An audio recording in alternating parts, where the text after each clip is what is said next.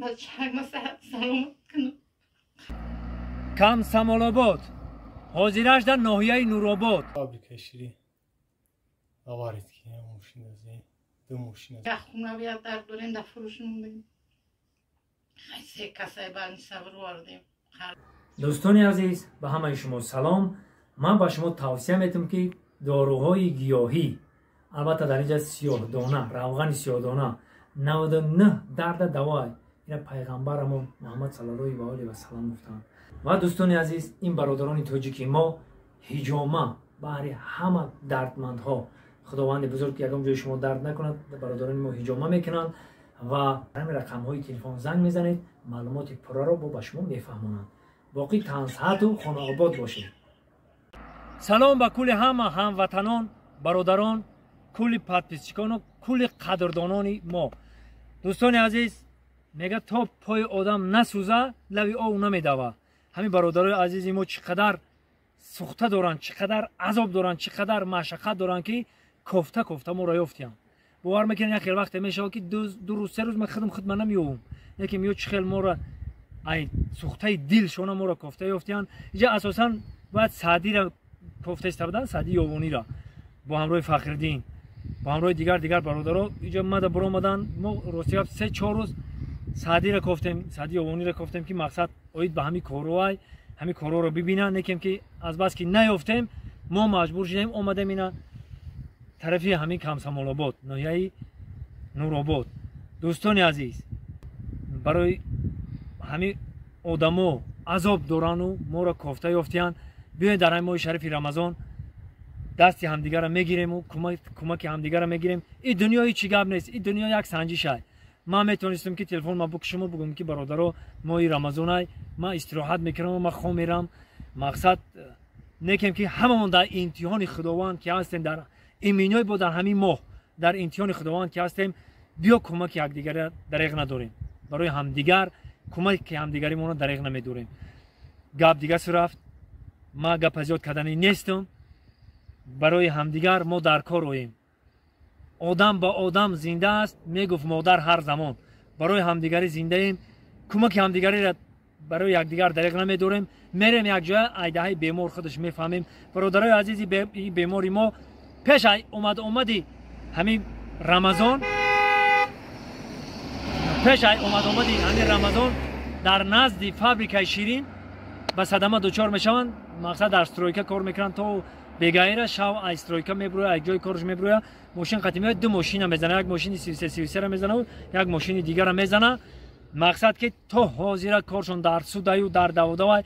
با پدر بزرگوار صحبت چیدیم در دوشنبه شهر، هم پدر در دوشنبه شهر میگه ما رو سود فریاد کردن و اومدن نتونستن.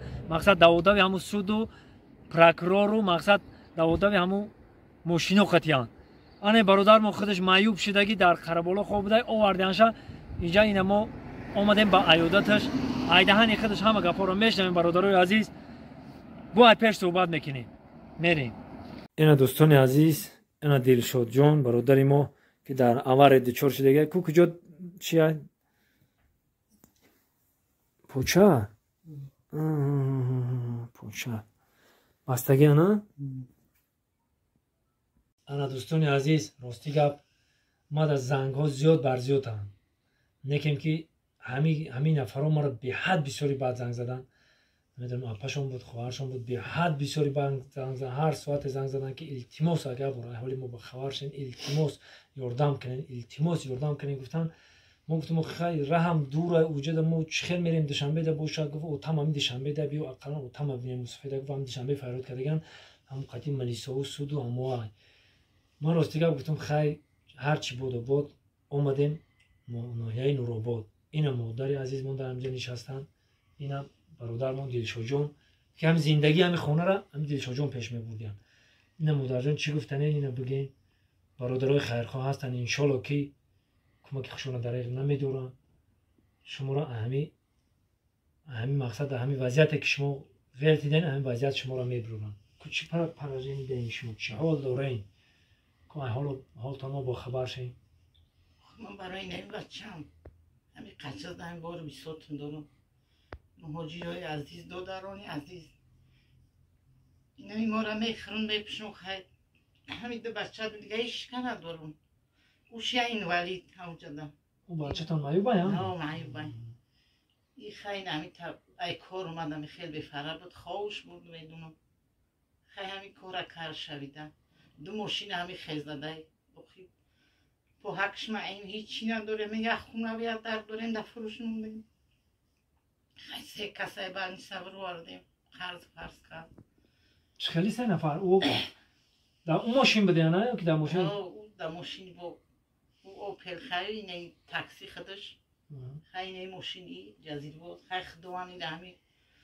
همین خچکه همون پشت میشدیم پره هیچی نمیتونه کم برمی سبردیم. اخو میگه گارانتی مونو میتیه میره با خارجی ها برینش. اخو میگه هم کنی پوچاش شیشیده بده ها؟ خیلی دودارم التماس مینو که مورد دستگیری کنه همین بچه هر صحت سلامت کنه خرد فرض نبود همین یک خونه دارم در باره 20 ساعتم در فروش موندم میگن میرسه در همین چیو اخی نمیرم از اون در همین خون تر که خورد استه مردک مرشد همونجا میبرنش تو میارنش هیچی نمیدونیم چیکار کنیم سرا کنیم التماس مینیم شما خیلی در همیرم از اونی بزرگ کسی میتونه 5 سومه 10 سومه همین بچه هک نیوردم کنیم پاکش صحت سلامت کنیم قرض فازمونه بتیم و گیجا میریم همین یک کلبه داریم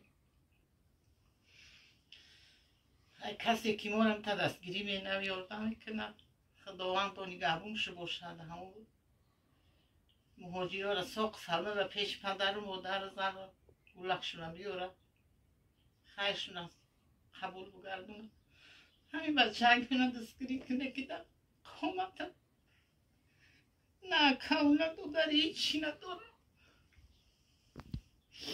اینجا برم بچه هنگه انشالله آچه جان زیغ نشن انشالله بنده با امیده ما باوری دارم در این ماه شریف رمضان برادرای عزیز دوستانی بهتر از جان باید تاکسی قاقی مرده یا ساعت چند تاش میگه زورمون نمیرسه پلی هم میخونه دوای نمیرسه تاکسی قیمت میگم؟ اون یا ساعت چند تاش میگه خیلی هستم برادرای عزیز که خیر میکنن همه برادران ما اقرارم پرام ماشیناشون که ببروه ایشالله که باید شب یک برام میکنیم